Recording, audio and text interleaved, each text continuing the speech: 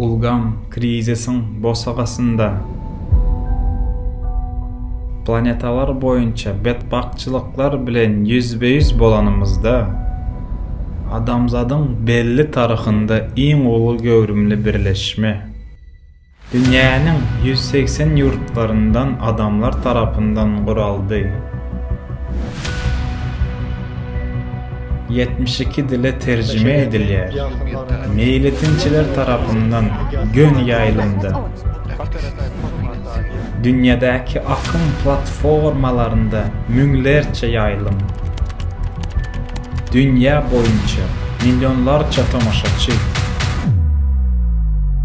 Global krizis bu eyyam hemmelere değişli halkara konferensiyası Allatra platformasında 12 saatlik gönü yayılımda cem 72 adam çıkış etti. Önde barıcı alımlar, halkara derecesinde ikrar edilen akıldarlar, halkara aktivistler ve sungat işgärleri, hökümet vekilleri, häzirki zaman cemgiyetinin iň ýiti meselelerini yüzümüzün öňüne çıkardı. Emeli aňyň ösüşi biz nire alyp barýar? Ekologik krizisin hakyky gerimi näme?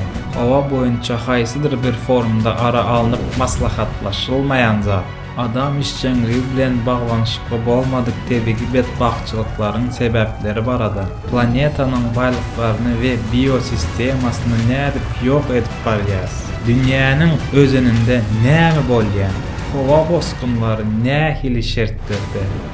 Adamzat nädip birleştirmeli? Ve iň gymmatly zat adamın canı bolan dörecilik jemgyýetini nädip gurmaly? Bu vaka dünya serdişimizi düýüp getir üýtgedýär. Sebäbi ahir soň adamlar hakykat aýdýarlar.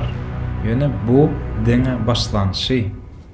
2021-nji ýylyň 4-nji dekabrynda indiki konferensiýasyna sizi çagyrýas. Global krizis hakykatyň wagty.